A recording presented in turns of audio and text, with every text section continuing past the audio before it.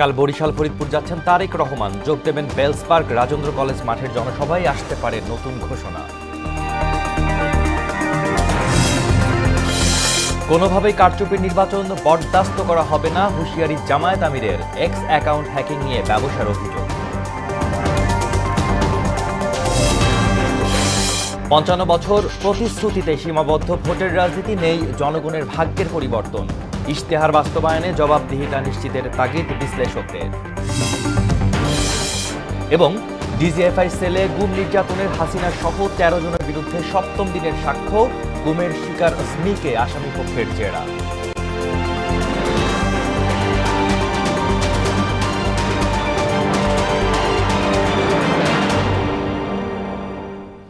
আসসালামু আলাইকুম, স্বাগত মোহনা সংবাদে।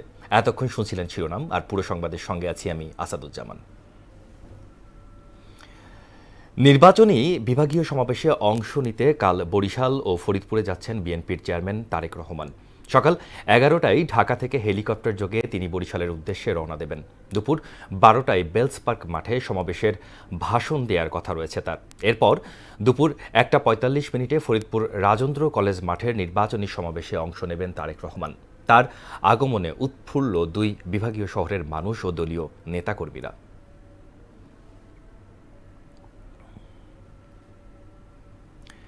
তারেক রহমানের আগমনের প্রস্তুতির খবর জানাতে বরিশাল থেকে আমাদের সাথে যুক্ত হচ্ছেন সহকর্মী তারিকুল ইসলাম তুহিন।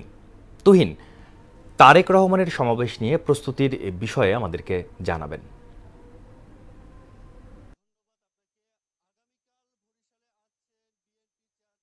চেয়ারম্যান তারেক রহমান, তার আগমনকে ঘিরে বরিশালে বিএনপির নেতাকর্মীদের ভিতরে একটি উৎসাহ উদ্দীপনা কাজ করছে।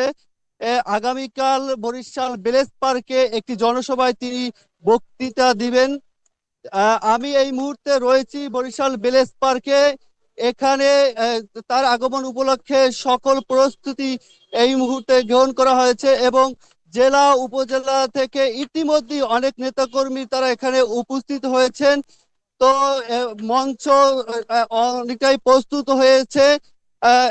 এছাড়া বিএনপির চেয়ারম্যান তারেক রহমান বরিশালে আগমন উপলক্ষে এখানে বিএনপির যেরকম উৎসাহ উদ্দীপনা কাজ করছে, একই সাথে বিএনপির নেতাকর্মীরা তারা বলছেন যে আসলে এই চেয়ারম্যান তারেক রহমান তিনি বরিশালে আসার দলীয় যে কোন্দল রয়েছে সেটি অনেকটা কেটে আসবে এবং বরিশাল একটি অন্য সব জেলা থেকে অনেকটাই অনুন্নত। সেক্ষেত্রে বরিশাল বাসীর পক্ষ থেকেও তার কাছে অনেক কিছু চাওয়া এবং প্রত্যাশা রয়েছে।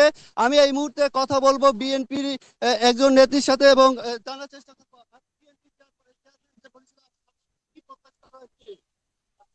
ধন্যবাদ আপনাকে। আমাদের প্রত্যাশা রয়েছে, আমাদের দেশনায়ক তারেক রহমান দীর্ঘ ২০ বছর পর বরিশালের মাটিতে পা রাখছেন এবং এই বেলস পার্কের মাঠে আগামীকাল জনসভায় তিনি বক্তব্য রাখবেন। আমরা চাই এই বরিশাল যে তার বাবা এবং মা যে কাজগুলো করে গেছেন, এই বরিশালের উন্নত করেছেন তারাই, এবং আগামী দিনেও যেগুলো কাজগুলো বাকি রয়েছে সেগুলো আমাদের দেশনায়ক তারেক রহমানের হাতে সফল হবে এবং আমরা সেই কাজগুলো আমরা করাতে চাচ্ছি। ঠিক আছে, যেমনটি শুনছিলেন বরিশালবাসী অনেকটাই প্রত্যাশা। একই সাথে বলতে চাই যে এই তারেক রহমানকে আগমন উপলক্ষে বরিশালে আইন শৃঙ্খলা পক্ষ থেকে ব্যাপক কঠোর নিরাপত্তা গ্রহণ করা হয়েছে। এই ছিল বরিশাল থেকে আমার কাছে সর্বশেষ। তুহিন, আপনাকে ধন্যবাদ। বরিশাল থেকে আমাদের সাথে যুক্ত ছিলেন তুহিন। এবার তারেক রহমানের আগমনের প্রস্তুতির খবর জানাতে ফরিদপুর থেকে যুক্ত হচ্ছেন সহকর্মী আশিস পোদ্দার বিমান। বিমান, তারেক রহমানের সমাবেশ ঘিরে কি কি প্রস্তুতি নেওয়া হয়েছে আমাদেরকে জানাবেন।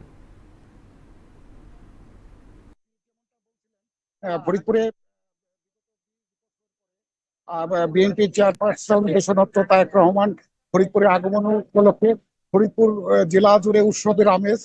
ফরিদপুর সহ আরো 5টি জেলা, এখানে 15 জন ত্রয়োদশ জাতীয় সংসদ নির্বাচন উপলক্ষে প্রার্থীদের তিনি পরিচয় করিয়ে দিয়ে ধানের শীষ হাতে ধরিয়ে দিবেন।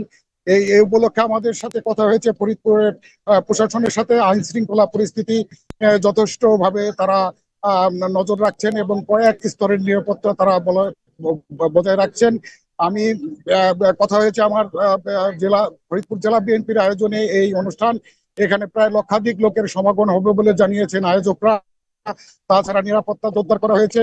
আমি এই মুহূর্তে আপনাদের একটু কথা বলিয়ে দিতে চাই ফরিদপুর জেলা বিএনপির আহ্বায়ক অ্যাডভোকেট সৈয়দ মুসাদ্দের আলী ঈসা। ঈসা ভাই, আপনার কাছে জানতে চাবো আপনাদের প্রস্তুতি কেমন? ইনশাল্লাহ আমাদের প্রস্তুতি অত্যন্ত, আমরা আশা করি ভালো। কারণ এই ফরিদপুরের মাটিতে আমাদের প্রিয় নেতা জনাব তারেক রহমান সাহেব ফরিদপুরের মাটিতে এই শুভ আগমন হবে। এখানে আমরা কয়েক লক্ষ লোকের সমাগম এখানে হবে এবং আমরা জানি যে আমাদের এই মাঠে সংকুলন হবে না।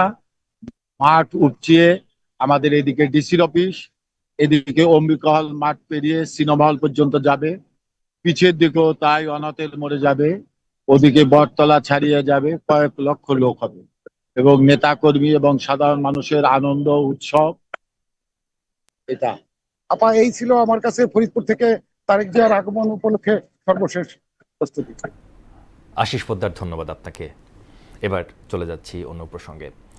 জাতিকে বিভক্ত করার সুযোগ দেয়া হবে না, পচা রাজনীতি নয়, 24-এর যুব সমাজ পরিবর্তন চাই বলে মন্তব্য করেছেন বাংলাদেশ জামায়াত ইসলামীর আমির doctor Shafiqur Rahman.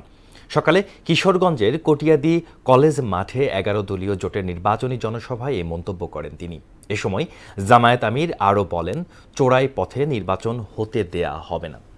X account hack নিয়ে একটি দল রাজনৈতিক ব্যবসা শুরু করেছেন বলে অভিযোগ করেন তিনি। এ সময় ইনসাফের দেশ গড়ার সুযোগ দিতে জামায়াতকে ভোট দেওয়ার আহ্বান জানান জামায়াতে আমির। এক্স আইডি হ্যাক করে অত্যন্ত নোংরা মেসেজ সেখান থেকে দেওয়া হয়েছে। আমাদের আইটি টিম, সাইবার টিম খুব দ্রুত সেটাকে রিকভারি করে ব্যবস্থা নিয়েছে এবং পেয়েও গেছে যে কোন জায়গা থেকে কারাই কাজ করেছে। অতীতের পচা রাজনীতির অনুশীলন করার জন্য তারা বুক ছিটিয়ে লড়াই করে নাই, তারা পরিবর্তন চেয়েছে। 13 তারিখ থেকে বাংলাদেশে সেই পরিবর্তনের সূচনা হবে ইনশাআল্লাহ। কিশোরগঞ্জ থেকে ময়মনসিংহে জনসভায় অংশ নেন ডক্টর শফিকুর রহমান। পরে গাজীপুরের জনসভায় যোগ দেবেন জামায়াতের আমির। সেখানকার সর্বশেষ খবর জানাতে আমাদের সাথে যুক্ত হচ্ছেন সহকর্মী আতিকুল ইসলাম। আতিক, জামায়াত আমিরের জনসভায় সর্বশেষ অবস্থা সম্পর্কে আমাদের জানাবেন এবং সেখানে প্রশাসনের প্রস্তুতি কেমন দেখছেন?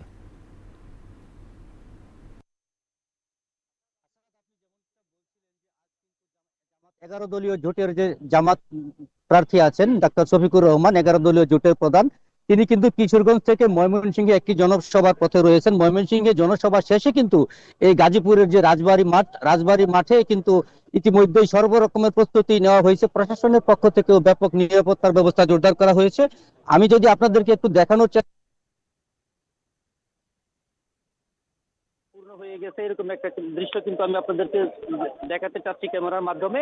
তবে এই মাঠে কিন্তু বিকেল 3টা নাগাদ কিন্তু জামাতের যে আমির আছেন 11 দলীয় জোটের প্রধান, তিনি কিন্তু বিকেল 3টা নাগাদ এই রাজবাড়ী মাঠে জনসভায় গাজীপুরের যে 5টি আসন আছে, 5টি আসনের শ্রীপুর থেকে তো জামাতে 11 দলীয় জোটের প্রার্থী না থাকায় বাকি 4 জনকে কিন্তু তারা এই মঞ্চ থেকে কিন্তু এই দাঁড়িপাল্লা এবং এনসিপির যে প্রার্থী আছে তাদের সকলকে পরিচয় করিয়ে দিবেন এবং তাদের হাতে প্রতীক তুলে দিয়ে এখানে কিন্তু জনসভায় উনি ভাষণ দিবেন, এমনটাই কিন্তু জামাতের নেতৃবৃন্দের পক্ষ থেকে আমরা জানতে পেরেছি।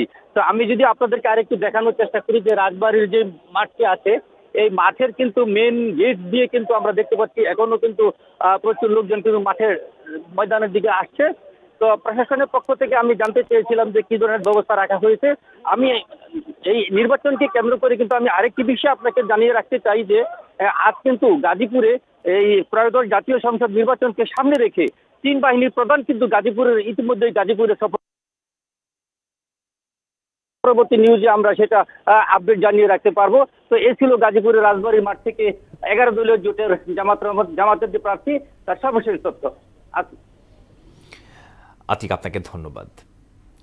জাতীয় সংসদ নির্বাচনকে সামনে রেখে অবৈধ অস্ত্র উদ্ধারে যশোরের বিভিন্ন সীমান্তে বাড়ানো হয়েছে তল্লাশি ও টহল তৎপরতা। এ সময় দুষ্কৃতিকারীরা যাতে দেশে কোনো প্রকার অস্থিতিশীল পরিবেশ সৃষ্টি করতে না পারে সেই লক্ষ্যে কাজ করে যাচ্ছে বিজিবি। শিশির কুমার সরকারের প্রতিবেদন জানাচ্ছেন মাহমুদা আক্তার। ত্রয়োদশ জাতীয় সংসদ নির্বাচন সামনে রেখে যশোরের বিভিন্ন গুরুত্বপূর্ণ স্থানে অস্থায়ী চেকপোস্ট বসিয়ে তল্লাশি কার্যক্রম সহ নিয়মিত টহল পরিচালনা করেছে বিজিবি। গোয়েন্দা নজরদারি বৃদ্ধি করা হয়েছে সীমান্তের গুরুত্বপূর্ণ ও ঝুঁকিপূর্ণ এলাকাগুলোতে। সীমান্ত দিয়ে কোনো চোরাচালানি বা অস্ত্র মাদক দ্রব্য এসব আসে কিনা তারা কঠোরভাবে টহল দিচ্ছে।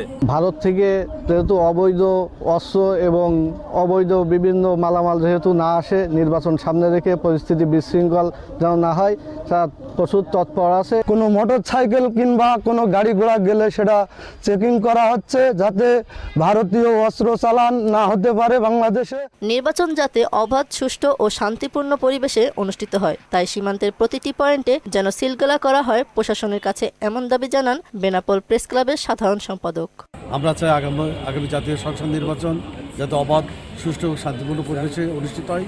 সে কারণে আমরা প্রশাসনের কাছে দাবি জানাচ্ছি যে সীমান্তের প্রতিটা পয়েন্ট যেন সিলগালা করা হয়। অবৈধ অস্ত্র উদ্ধারে বিভিন্ন চেকপোস্টে তল্লাশি ও সীমান্ত এলাকায় নজরদারি বৃদ্ধি করা সহ অন্যান্য আইন শৃঙ্খলা রক্ষা বাহিনীর সাথে সমন্বয় করে কাজ করা হচ্ছে বলে জানান 49 বিজিবি ব্যাটালিয়ন অধিনায়ক লেফটেন্যান্ট কর্নেল সাইফুল্লাহ সিদ্দিকী। বিভিন্ন চেকপোস্টে তল্লাশি কার্যক্রম বৃদ্ধি করেছি, সীমান্ত এলাকায় নজরদারি বৃদ্ধি করা হয়েছে এবং এটার পাশাপাশি অন্যান্য আইন শৃঙ্খলা রক্ষাকারী বাহিনীর সাথে সমন্বিত প্রয়াস নেওয়া হচ্ছে যাতে করে অস্ত্রগুলো আমরা উদ্ধার করতে পারি এবং আমরা একসাথে কাজ করছি। নির্বাচন সুষ্ঠু করতে অবৈধ অস্ত্র উদ্ধার সহ জনসাধারণের সাথে নিয়মিত জনসচেতনতামূলক সভা করেছে বিজিবি। মাহমুদা আক্তার, মোহনা সংবাদ। স্বাধীনতার 55 বছরেও ভোটকেন্দ্রিক প্রতিশ্রুতি সীমাবদ্ধ রাজনৈতিক সংস্কৃতি। ভোট আসে যায় কিন্তু শ্রমজীবী মানুষের ভাগ্যের আর পরিবর্তন হয় না। ফলে জনগণই সকল ক্ষমতার উৎস, এটি কেবল মঞ্চের ভাষণেই আটকে থাকছে। এমন পরিস্থিতিতে নির্বাচন পরবর্তীকালে ইশতেহার বাস্তবায়নের কমিটি গঠন ও জবাবদিহি নিশ্চিতের তাগিদ দিলেন বিশ্লেষকরা। উষা ফেরদৌসের প্রতিবেদনে বিস্তারিত। 12 ফেব্রুয়ারি নির্বাচন ঘিরে দেশ জুড়ে উৎসবের আমেজ, প্রচার প্রচারণায় প্রতিশ্রুতির ফুলঝুরি প্রার্থীদের। এর আগেও এমন 12টি নির্বাচন দেখেছে বাংলাদেশ। সবকটিতেই ভোটের আগে খেটে খাওয়া মানুষের ভাগ্য বদলের প্রতিশ্রুতি ছিল রাজনৈতিক দলগুলো এবং তাদের মনোনীতদের কাছ থেকে, কিন্তু নির্বাচনের পর এসবের কতটুকু বাস্তবায়ন হয়? সবাই কয়, কিন্তু ভোট শেষ হয়ে গেলে কেউ চিনি না। একটা দরখাস্ত লেগে গেলে, সার্টিফিকেটের লেগে গেলে চিনি না। আরে ভোট দেওয়ার সময় তো সবাই চিনে। আর ভোট ফুরাইয়া গেলে হ্যান দিব, ত্যান দিব, অনেক কিছু দিব। ভোট ফুরাইয়া গেলে কিচ্ছু না, ঠন ঠন ঠন।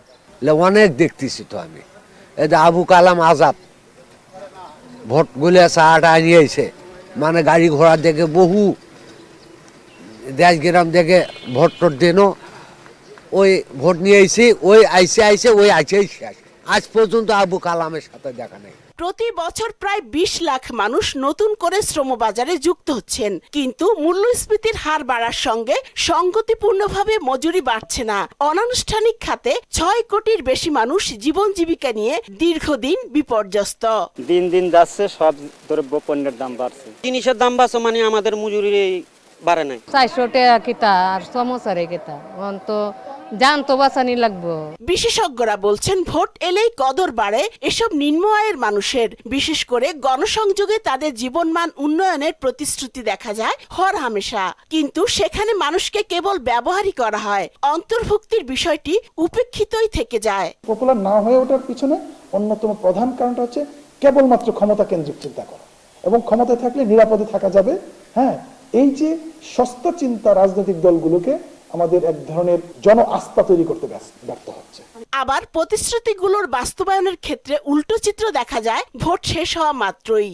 অনেকে ফুলঝুরি কথা থাকে এই নির্বাচনী ইশতেহারে, কিন্তু বাস্তবে গিয়ে পরবর্তীতে গিয়ে তারা ভুলে যায়, আমি মনে করি কিছুটা ইয়ে হয়। এবং এর জন্য আমার কাছে মনে হয় সমাজের যে বিভিন্ন শ্রেণী আছে, সুশীল সমাজ বা একটা বার্গেনিং যদি আমরা একটা কমিটি তৈরি করতে পারি, তারা বলো যে তুমি তো নির্বাচনে এই ইশতেহার দিয়েছো, এই বিষয়টার কি আপডেট কি, হ্যাঁ, বা 1 বছর পর পর কতটুকু প্রোগ্রেস হয়েছে, এই বিষয়গুলো যদি নিশ্চিত করা যায় তাহলে নির্বাচন যারা দল যারা ইশতেহার দিচ্ছে তাদের প্রতি মানুষের আস্থাটা বাড়বে। রাজনীতিবিদরা কি নাগরিকদের অংশীদার মনে করেন নাকি শুধুই ভোট ব্যাংক? এই প্রশ্নের উত্তরেই নির্ভর করছে গণতন্ত্রের ভবিষ্যৎ, এমনটাই মনে করেন বিশেষজ্ঞরা। উষা ফেরদৌস, মোহনা সংবাদ, ঢাকা। ডিজিএফআইয়ের সেল গুমের নির্যাতনের মামলায় শেখ হাসিনা ও সেনা কর্মকর্তা সহ ১৩ জনের বিরুদ্ধে সপ্তম দিনে সাক্ষ্য গ্রহণ আজ। বিচারপতি গোলাম মুর্তুজা মজুমদারের নেতৃত্বাধীন আন্তর্জাতিক অপরাধ ট্রাইব্যুনাল ১-এ মামলার তৃতীয় সাক্ষী গুমের শিকার ব্রিগেডিয়ার আবদুল্লাহিল আমান ওজমিকে জেরা করবেন আসামি পক্ষ। পরে এই ট্রাইব্যুনালের জুলাই আন্দোলনের রামপুরাই কার্নিশে গুলি করা সহ ২ জন হত্যা মামলায় সাক্ষ্য নেওয়া হবে। এছাড়াও হবে আরও একটি মামলার বিচার কাজ। এদিকে ট্রাইব্যুনাল ২-এ কুষ্টিয়ায় ৬ জনকে হত্যাসহ ৮ অভিযোগে হাসানুল হক ইনুর মামলায় সাক্ষ্য গ্রহণ হবে। সকালে এসব মামলায় গ্রেপ্তারে ১০ সেনা কর্মকর্তা ও ইনু সহ ১৫ আসামিকে ট্রাইব্যুনালে হাজির করা হয়েছে। দর্শক, এ নিয়ে জানাতে আমাদের সাথে হাইকোর্ট থেকে আমাদের সাথে যুক্ত আছেন সহকর্মী মুদাসসির আলী। মুদাসসির, হাইকোর্টের কার্যতালিকায় থাকা বিষয়গুলোর অগ্রগতি সম্পর্কে আপনি আমাদেরকে জানান।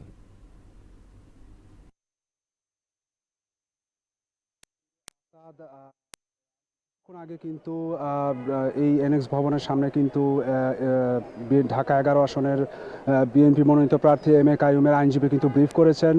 তিনি জানিয়েছেন যে জাতীয় নাগরিক পার্টির আহ্বায়ক নাহিদ ইসলামের যে হাইকোর্টে করা যে রিট, সেই রিটটি কিন্তু আপিল বিভাগে খারিজ করে দিয়েছেন।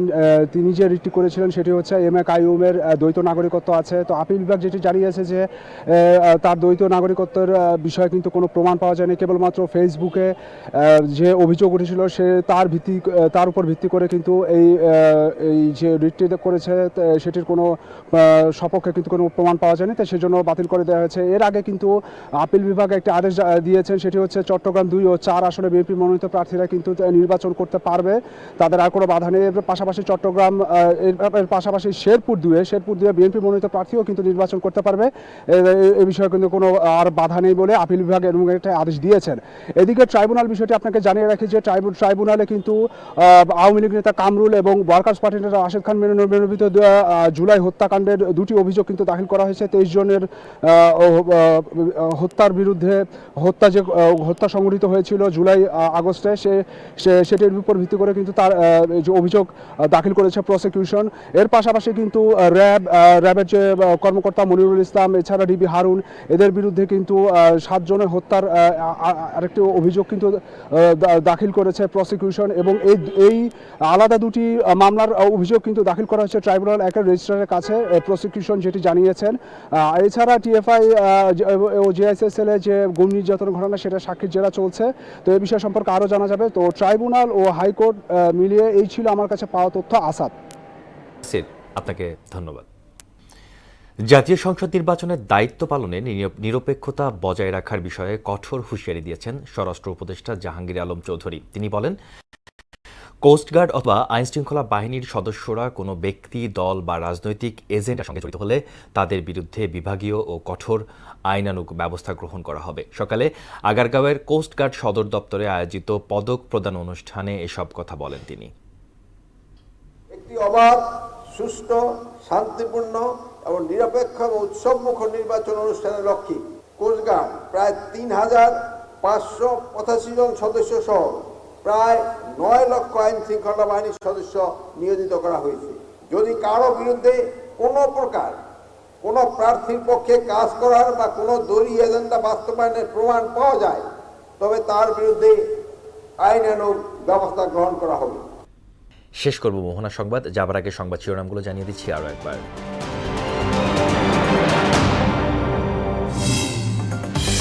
কাল বরিশাল ফরিদপুর যাচ্ছেন তারেক রহমান, যোগ দেবেন বেলস পার্ক রাজেন্দ্র কলেজ মাঠের জনসভায়, আসতে পারে নতুন ঘোষণা।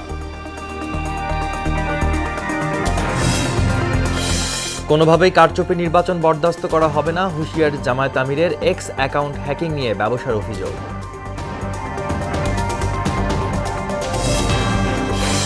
৫৫ বছর প্রতিশ্রুতেই সীমাবদ্ধ ভোটের রাজনীতি, নেই জনগণের ভাগ্যের পরিবর্তন, ইশতেহার বাস্তবায়নে জবাবদিহিতার নিশ্চিতের তাগিদ বিশ্লেষকদের। এবং ডিজিএফআই সেলে গুম নির্যাতনে হাসিনা সহ ১৩ জনের বিরুদ্ধে ৭ম দিনের সাক্ষ্য, গুমের শিকার আজমিকে আসামিপক্ষের জেরা।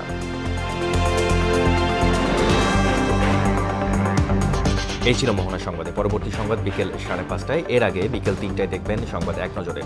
মোহনার সর্বশেষ খবর জানতে ভিজিট করুন www.mohana.tv। সংবাদ দেখতে পারেন ফেসবুক, ইউটিউবে। এতক্ষণ সঙ্গে থাকার জন্য ধন্যবাদ সবাইকে।